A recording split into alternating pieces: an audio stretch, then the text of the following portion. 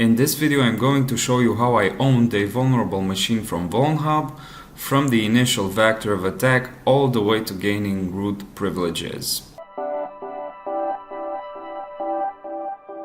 If this is your first time on the channel, welcome. I'm Chris, I'm a penetration tester and I make a lot of cybersecurity videos. If that's something you're interested in, please subscribe to the channel and ring the bell so that you get notified for all my new videos. Okay, now if you need me for a penetration test, for one-on-one penetration testing coaching, or if you need to consult with me on cybersecurity issues, get in touch using the links in the description. And if you want to learn how to code with Python, check out my Python Basics course in which I teach you the fundamentals of Python that will help you in cybersecurity and penetration testing. Link in the description for that as well. So, the vulnerable machine I'm going to exploit today is called Hackme, and it was just recently released in July 2019. I think there are currently no public walkthroughs for it, so we're actually doing a premiere here.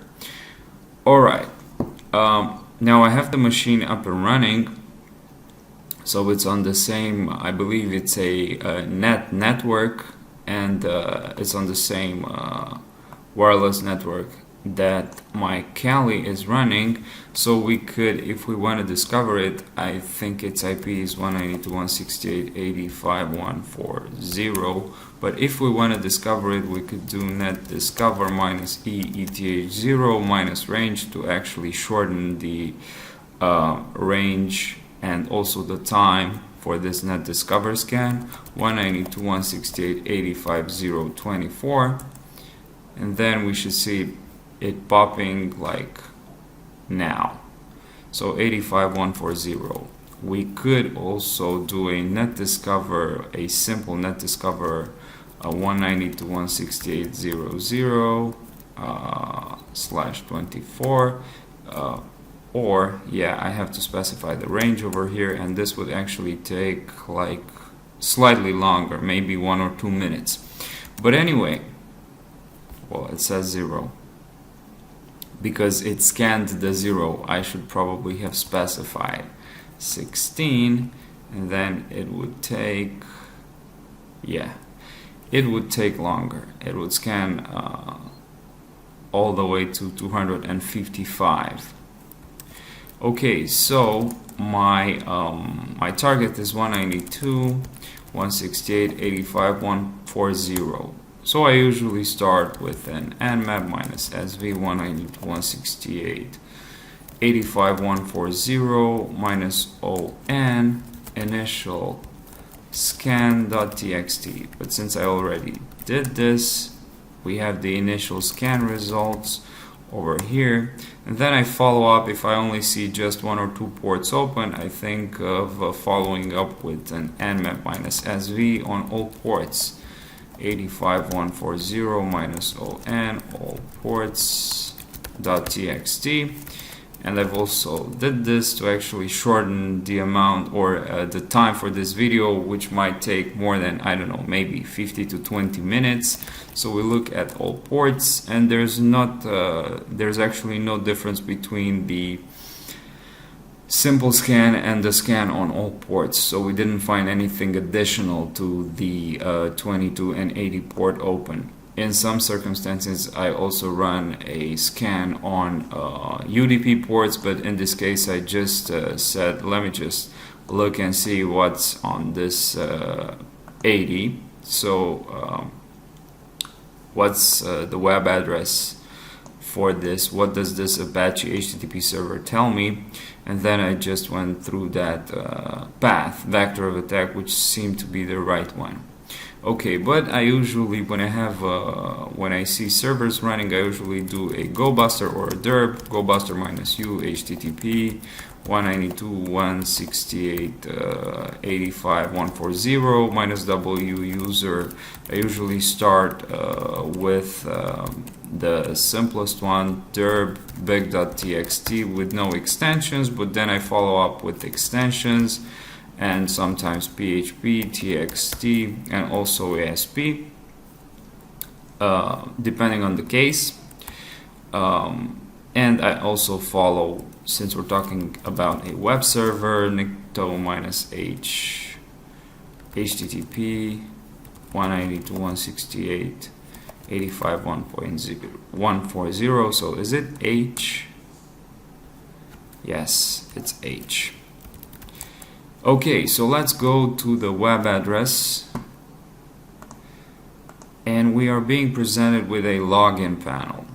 Okay, and then the first thing I tried was, of course, admin. This actually didn't work. No account found with that username. What I then did was there's also this sign up now feature. But before we get to the sign up now, I also tried to see what this let's resend. What this request looked like in burp. I didn't get any interesting. I wanted to test if it was like vulnerable to SQL injection, but it wasn't. Then I went to sign up now, and then let's do a username. Let's say Doe. Let's do Doe, John Doe, Doe. Let's do Doe, your address Doe at doe.com. Let's do submit. Must have at least 6 characters. Let's do John. Let's also do the username John Doe. John Doe. This is 7 characters. John Doe. John Doe. And also John at doe.com. Okay, now let's John Doe. John Doe. Okay. And then we are inside some sort of a like very simplistic user panel. Search for your favorite titles. Let's just search for nothing. We get a list of titles with their costs. This is probably a database we're talking about. So since we're doing a database, let's try some command injection. I tried let's say pwd. As you can see, I tried command injection using different parameters. Let's do this and pwd. Let's do this and pwd. Let's do this pwd. Present working directory. If you don't know what that means, it's a Linux command. Let's also try script. As you can see, I tried XSS. Simple, very simple XSS. Okay, so none of these seem to work. So then I went back to burp and decided to analyze whether or not this search parameter might be injectable through SQL injection. So I simply saved the request to this page and then actually run SQL map. So let's go back to burp. Let's add this into the search and then use burp proxy for all. Okay, we've got the request in burp. Over here, we're gonna send it to the repeater. Okay, we can stop burp. For now, completely disable Foxy proxy. And then let's actually run that and then save the request. We're gonna save it as burp.rack. Okay, and I'm not really sure if it worked from the very first attempt, but then I believe I didn't save it correctly, but then after 1 or 2 attempts I was able to have this search parameter as being injectable. But let's see.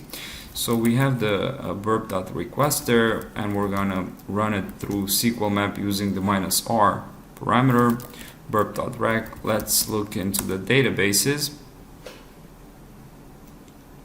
Okay, so this was the right one. We can see that we have 5 databases. Web app hacking, let's look into web app hacking. So minus D web app hacking, let's get the tables. Okay, users, let's look into minus T users. Let's get the columns. Alright, now let's dump the user and the password with single S. Dump. Do you want to store hashes to a temporary file? No. Do you want to crack them via? Yes. Let's do custom. Do you want to use suffixes? No.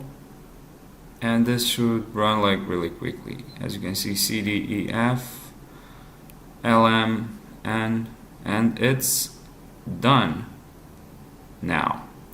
Okay, so as you can see, we have a couple of users. I believe this was the one that I already created. I didn't actually reset the box. And there's also, we have user 1, user 2, user 3. I checked these users via their login panels. So if we sign out and then user 1 with the password hello, okay, there's nothing interesting here. Then I tried user 2, user 3, nothing interested in there either. And then we have this hash for the super admin.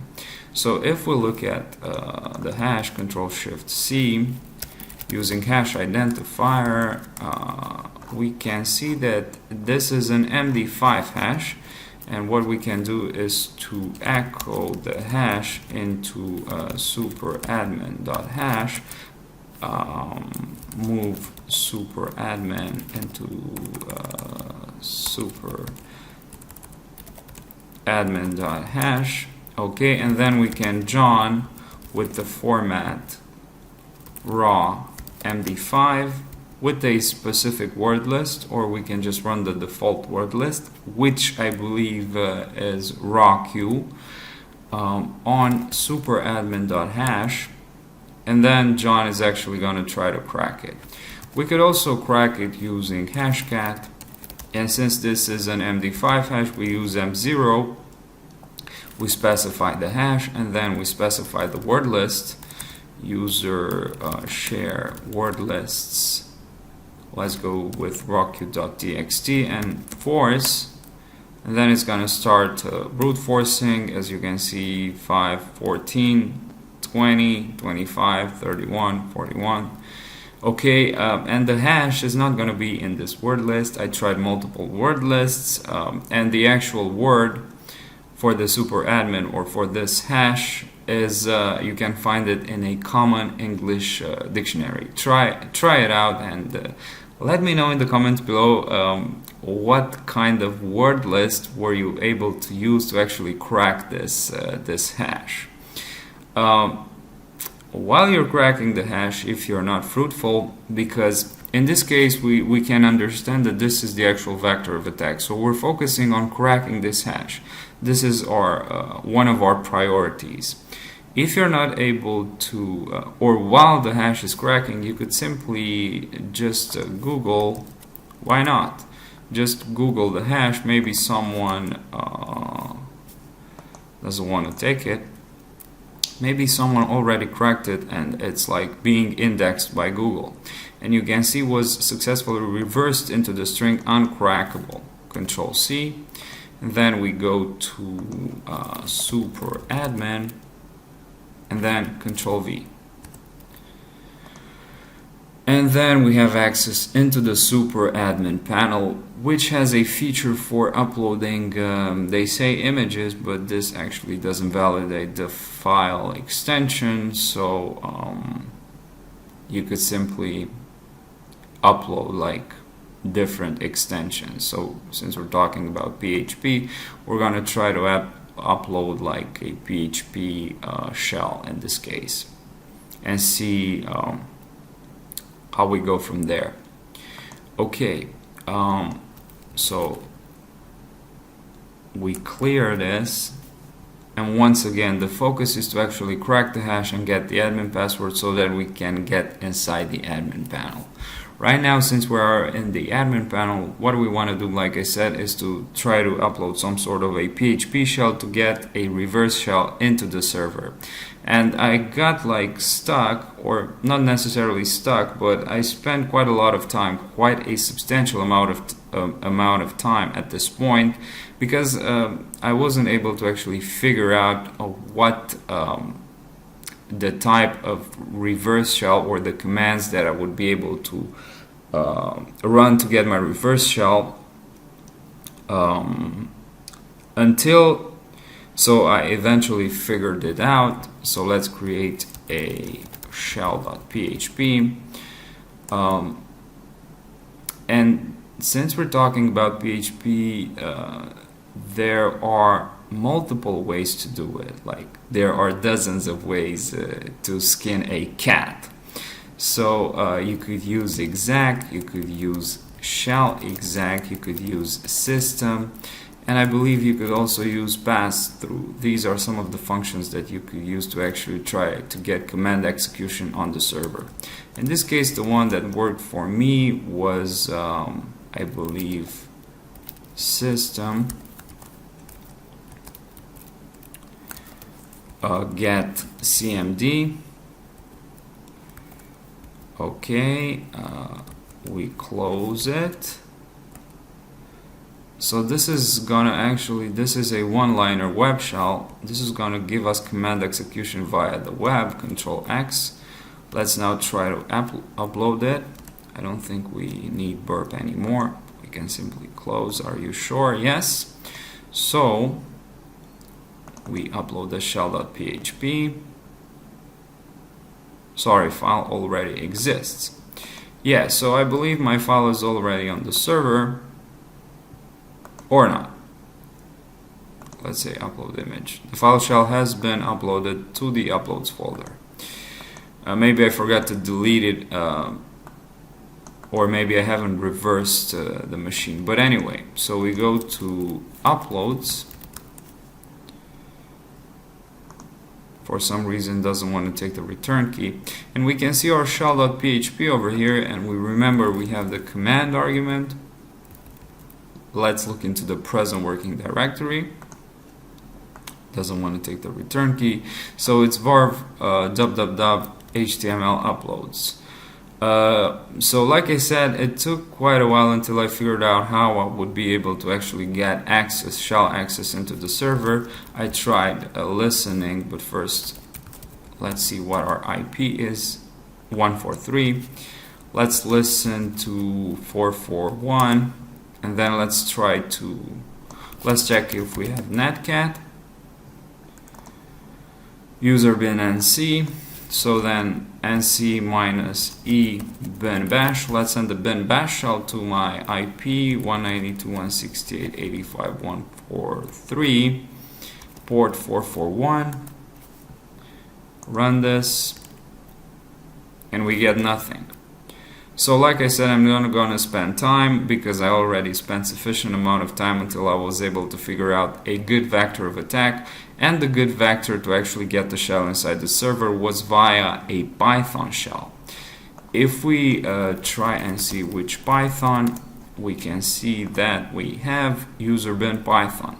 So let's do reverse shell cheat sheet and get the command for the Python shell, which is quite long. Okay, and then actually modify it. Let's just modify it over here. We only have to modify the IP 192.168.85.143, which is mine. Okay, and then we actually, let's do nano shell.py, Control Shift V, Control O to save, enter, Control X. We can see it's in there, 85.143. And now what we would have to do is to actually start a netcat listener on 1234 and actually execute this shell via our command web shell over there. So let's actually clear this first, nc-lvp1234, and then In this case, let's ls, of course. So we have the shell.php, so we need to upload our shell.py. And since this is not sanitized, we probably have our shell in there, shell.py, and then we can simply execute it with Python shell.py. And remember, we have the listener on 1, 2, 3, 4. Execute. Let's see. We didn't get anything. That's interesting. Let's see what's inside our shell.py. Import socket. Now I have the initial shell that ran, which is inside the others folder. So let's copy others shell 2.py over here. Okay, and then let's try to upload this one instead. So browse shell2.py, which seems to be if we look, it has different size, so I wasn't actually able to see the differences between the two of them. But anyway, shell2.py upload. It's been uploaded, and then let's try to Python shell2.py. Do we still have the netcat listener? Yeah, it's still there. Let's see. Okay, so there must have been something wrong with my initial shell, but I can't figure out what. So if we look cat shell2.py, yeah, so of course. So this is what's wrong inside the shell1.py. So let's actually go inside it. We don't have to specify the Python -c because this is a command line argument. So we go to nanoshell.py, and then we have to delete this, and we only let the import, and we go all the way down to the end, Control O, Enter, Control X, and let's actually see if this works. So nc-lvp1234, and then we execute the shell.py. Should be working or not. Let's see. Still not working. What is it? Let's actually catch shell.py.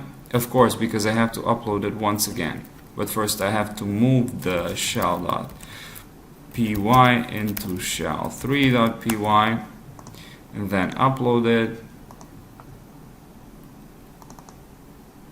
Upload, and then execute shell3.py, which is our original shell, and then it should work. Okay, yeah, so it works. But anyway, so we got lost into translation here.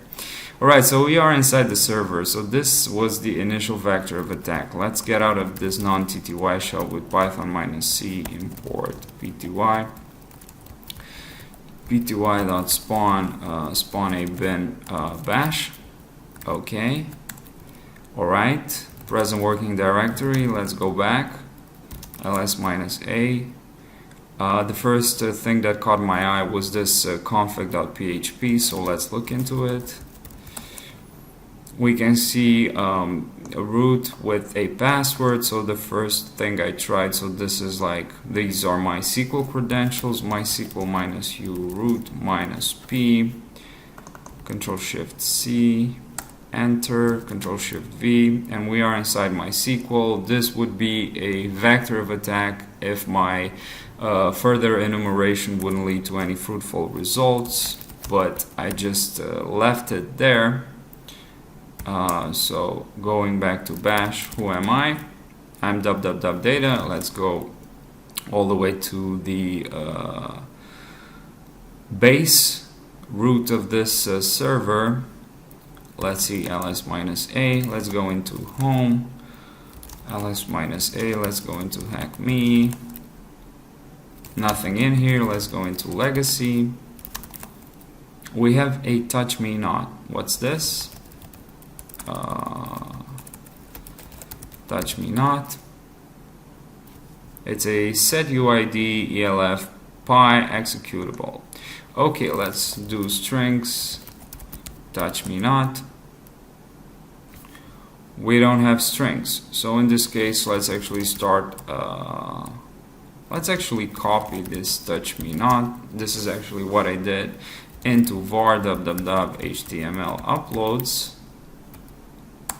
Okay, and then let's try to get it from 192.168.85.1.0 uploads. So it should be in the uploads. If we look into the uploads, it should be there. Touch me not. Okay, so let's try and get it. Saved. Let's do strings on it. Touch me not, and we can see some of the functions and some of the strings that are inside this 64-bit binary. We can see set UID. We can also see a bash and a bin bash. So the first thing, I've already seen this in previous challenges. I believe there was one challenge that was extremely similar to this one, and in this case we're dealing with symbolic links inside the binary, and these, from what I understand, are not sanitized. So you can read more about symlink privilege escalation. I believe hackingarticles.in, they have a really insightful, so we have, I believe this was the one. As you can see, I already read it. It actually explains in depth multiple ways to actually exploit a scenario like this. But in our case over here, what we would actually have to do, since when this binary is executed, some of these links are being executed as well. So bash or bin bash.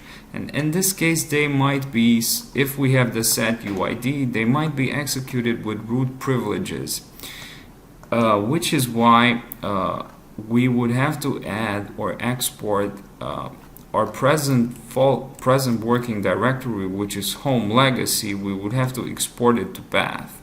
So we would say export path.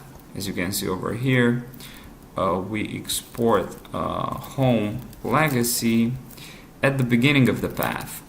Okay, and then if we echo the path, we can see that home legacy is at the beginning of the path. So in theory, this actually means that if we run touch me not at this point, and if it executes a bash from when this binary is being executed, if it executes a bash from within inside it, we should probably get root privileges. So who am I? I'm data, and then if we execute touch me not, at the point of executing that line, bash or bin bash, since that symbolic link, that link is not sanitized correctly or appropriately, if it's not put with its entire, we have the bin bash, but the bash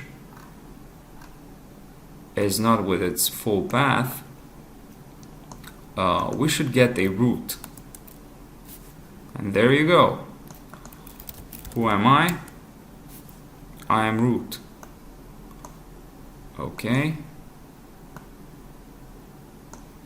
Let's cd into root, cd into root, ls minus a.